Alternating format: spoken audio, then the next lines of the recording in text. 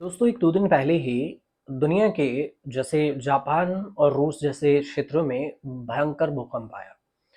लेकिन एक सवाल है, पहले वो सवाल सुनिए, उसके बाद आपको पूरे समझाने की कोशिश करेंगे। दुनिया का वो कौन-सा देश है, जहाँ सबसे ज़्यादा भूकंप आता है? सवाल पहला ये। दूसरी बात दूसरे सवाल ये कि अगर मान लीजिए कि जो 8.8 रिक्टर पर भूकंप आया है, तो अगर इतने पर भारत में आए तो कौन सा क्षेत्र सबसे ज्यादा प्रभावी होगा? और भारत में क्या इतने शक्ति है कि वो इस भूकंप के झटके को सहन कर सके और अपनी बर्बादी को रोक सके? इन दो सवालों को ही समझते हैं। सबसे पहला समझते हैं कि दुनिया में सबसे ज्यादा भूकंप कहाँ आता है। तो सबसे ज्यादा भूकंप जापान में आते हैं। छोटे बड़े मिलाकर हर साल 1500 से 2000 तक भूकंप आते हैं। उसे दुनिया का सबसे भूकंप संवेदनशील देश कहा जाता है। वो रिंग ऑफ फायर पर स्थित है, जहां कई टेक्टोनिक प्लेट्स मिलता है। तो ये देश इतने ज्यादा भूकंपों के बीच में कैसे खुद को सही सलामत रखता है? मन तो सवाल आपके मन में ये भी होगा। तो जापान की मौसम विज्ञान एजेंसी के आंकड़े ये भी कहते हैं कि जापान में हर साल लगभग 1500 से 2000 भूकंप आते हैं, जिन्हें लोग महसूस कर सकते हैं। इनमें से अधिकांश भूकंप का जो कम तीव्रता है 3 से 5 होते हैं, लेकिन हर साल कुछ मध्यम 5 से 6 के बीच में और कभी-कभी 7 से या उससे अधिक भी भूकंप आते हैं। जापान ने अपनी उन्नत प्रणाली को टेक्निक टेक्निक को इतना स्ट्रांग बना लिया है और इस रणनीति को इतना मजबूत कर लिया कि भूकंप और सुनामी के प्रभाव को कम करने में इसको खास सफलता हासिल है। बहुत ही अत्याधुनिक तकनीक है जापान के पास और बहुत ही आधुनिक भूकंप चेतावनी वाली प्रणाली भी है, डिटेक्टर भी है। जापान के मौसम वैज्ञानिक एजेंसी ने एक ऐसी आधुनिक भूकंप चेतावनी प्रणाली विकसित की है कि ये सिस्टम भूकंप के शुरुआती झटकों को डिटेक्ट करता है और सेकंडों में अलर्ट जारी कर देता है कि भूकंप आने वाला है, और लोग वहां के अलर्ट भी हो जाते हैं। रूस में जो 8.8 की तीव्रता में भूकंप आई तो देश के कई हिस्सों में इसे हिलाकर रख दिया। इमारतें गिर गईं, पहाड़ के हिस्से खिसकते हुए समुद्र में गिरे। भूकंप आए और उसके बाद सुनामी जैसे हालात भी बिगाड़ दिए। सिर्फ रूस ही नहीं, जापान में भी सुनामी के कारण 20 लाख लोगों को सुरक्षित स्थानों पर पहुंचाया गया। भारत में पिछले कुछ सालों से भूकंप आने के मामले बढ़े जरूर हैं, लेकिन अब सवाल है कि अगर रूस की तरह 8 दशमलव मतलब 8.8 8.8 तीव्रता का भूकंप भारत में आता है तो कितनी तबाही मचेगी, अंदाजा लगाइए। चलिए मैं आपको विस्तार से बताता हूँ। इस रिक्टर स्केल पर 8 या उससे अधिक तीव्रता का भूकंप अगर भारत में आता है तो कितनी तबाही मचाता है, इसका national disaster development authority NDMA के पूर्व उपाध्यक्ष हैं एम शशिधर रेड्डी। उन्होंने एक मीडिया हाउस को जानकारी में बताया कि भारत में कम तीव्रता के भूकंप, कई तरह के भूकंप देखे जा चुके हैं, लेकिन भारत को प्राकृतिक आपदा के लिए तैयार रहना होगा, क्योंकि सटीक तौर पर यह अनुमान लगाना मुश्किल होता है कि भूकंप कब आएगा और कितने रिक्टर का आएगा। तो भारत में 8.8 तीव्रता रिक्टर का भूकंप अगर आया तो कितनी मौतें होंगी।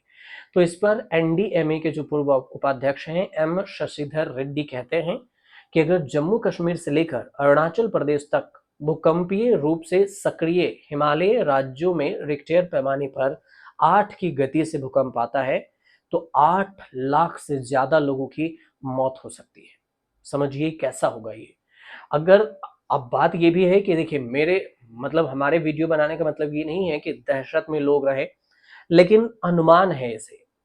ये भी कहा गया है कि इस अनुमान के मुताबिक समझिए कि लोगों को ज्यादा सतर्क रहना चाहिए कि अगर भूकंप आता है तो वो कैसे बचे और कहां जाए। 1950 के बाद से हिमालय क्षेत्रों में ऐसा भूकंप आया ही नहीं है भारत में, और रिसर्च ये भी कहती है कि हिमालय जो क्षेत्र है उसमें 8 या उससे बड़े तीव्रता के भूकंप पैदा करने के लिए पर्याप्त दबाव बन गया है।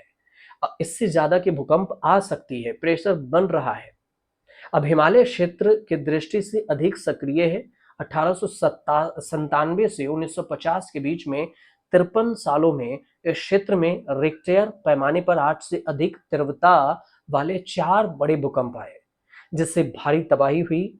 इसमें शिलांग में 1897 में, कांगड़ा में 1905 में आया था, बिहार और नेपाल में 1934 में आया था, और असम में 1950 का भूकंप शामिल है, जो 8 से ज्यादा रिक्टर स्केल का भूकंप था। तो तबाही कितनी मचाएगी भूकंप, कितना मचाएगा भूकंप, ये समझिए, और कहां कहां मचाएगा। तो देखिए, उत्तराखंड, हिमाचल, सिक्किम, अरुणाचल जैसे जो हिमालयन बेल्ट है, ये क्षेत्र सिस्मिक जोन 5 में आते हैं। यहाँ 8.8 तीव्रता का भूकंप अगर आता है तो जो जमीन खिसकना, भूस्खलन, लैंडस्लाइडिंग और नदियों पर बने अस्थायी बांध टूट सकते हैं। देहरादून, गुवाहाटी, शिलांग, ईटानगर जैसे शहरों को भारी नुकसान होने की आशंका है अगर ऐसा होता है तो। अब दिल्ली एनसीआर की बात करें तो उत्तर भारत या दिल्ली एनसीआर में ऐसे हालात बनते हैं तो बड़ी इमारतें और पुल गिर सकते हैं। इसके साथ ही मेट्रो रेल, फ्लाईओवर और पुरानी इमारतों को नुकसान पहुंचाने के साथ लाखों लोग प्रभावित हो सकते हैं। हजारों मौतें हो सकती है, क्योंकि यहाँ बड़ी बड़ी बिल्डिंगें हैं और ये सब चपेट में आ सकते हैं। अब बात करते हैं तटीय क्षेत्रों में कितनी होगी। तीव्रता का भूकंप आने पर सुनामी का खतरा भी बढ़ेगा और भारत में खासकर अंडमान निकोबार, चेन्नई, विशाखापट्टनम, मुंबई और गुजरात तट को भारी नुकसान पहुंच सकता है। 2004 के सुनामी आपको याद है, जिसमें लाखों लोगों को नुकसान पहुंची थी, तो कुछ इसी तरह की थी। बिजली, पानी, कम्युनिकेशन सिस्टम का नेटवर्क ध्वस्त हो सकता है, अरबों का नुकसान हो सकता है और लाखों लोगों को पलायन करना पड़ सकता है। ऐसा संभव है। तो भारत का कौन सा हिस्सा खतरे की किस जोन में आता है, ये भी समझिए। अब तो भारत के भूकंप संवेदनशील क्षेत्रों को 4 अलग अलग जोन में बांटा गया है, जो कि भूकंप के खतरे के आधार पर निर्धारित किए गए हैं। और अगर इसे लिस्ट के अनुसार से अगर समझा जाए तो इसे ऐसे समझिए कि जोन 5 में कौन सा है, सबसे अधिक संवेदनशील वाला क्षेत्र कौन सा है।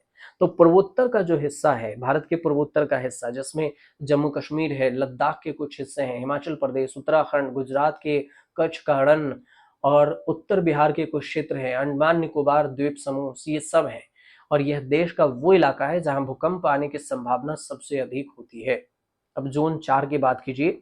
जो अत्यधिक जोखिम वाला क्षेत्र, उसमें जम्मू और लद्दाख के जो बाकी क्षेत्र हैं, वो राजधानी दिल्ली है जो जोन 4 में आता है, 4 में।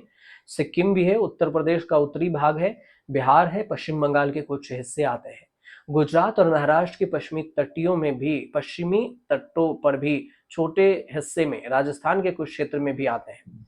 जोन 5 के बाद भूकंप का सबसे बड़ा खतरा जोन 4 में ही होता है। खासकर दिल्ली एनसीआर में यमुना नदी के आसपास का जो इलाका है, सबसे संवेदनशील माना जाता है। अब जोन 3 की बात करते हैं, तीसरे नंबर पर। इसमें मिडिल जोखिम वाला माना जाता है और देश के सबसे अधिक राज्य इसी जोन में आते हैं। इसमें केरल भी है, गोवा भी है, लक्षद्वीप भी है, उत्तर प्रदेश भी है और बाकी के हिस्से भी हैं। गुजरात भी है, पश्चिम बंगाल के कुछ हिस्से भी हैं, पंजाब भी और भारत के कुछ क्षेत्र भी, मध्य प्रदेश, बिहार, झारखंड, छत्तीसगढ़, महाराष्ट्र, उड़ीसा, आंध्र प्रदेश, तमिलनाडु और कर्नाटक, ये सब राज्य शामिल हैं। इसे भूकंप के औसत खतरे वाला क्षेत्र माना जाता है, जोन 3 को। जोन दूसरे की बात करें तो ये न्यूनतम जोखिम वाला क्षेत्र है। इसमें बाकी सभी देश आते, मतलब राज्य, देश के बाकी हिस्से आते हैं जहां भूकंप का खतरा सबसे कम होता है, जो हमने आपको पहले बताया। तो ये आपको हमने बताया पांचवें जोन, चौथे और तीसरे और दूसरे जोन की कहानी। तो ये कुछ पूरी जानकारी थी, जो अगर भारत में ऐसा होता है तो कहाँ कहाँ होगा और कहाँ कितना असर पड़ेगा, कितने लोगों की आशंका है कि जाने जा सकती है। आपको अगर जानकारी सही से आसान भाषा में समझ में आई हो तो हमारे चैनल से जरूर जुड़िएगा, सब्सक्राइब कर लीजिएगा और बेल आइकन दबाइएगा और कमेंट हमें जरूर कीजिएगा कि हम आपके लिए आसान भाषा में कौन से टॉपिक पर वीडियो ला सकते हैं।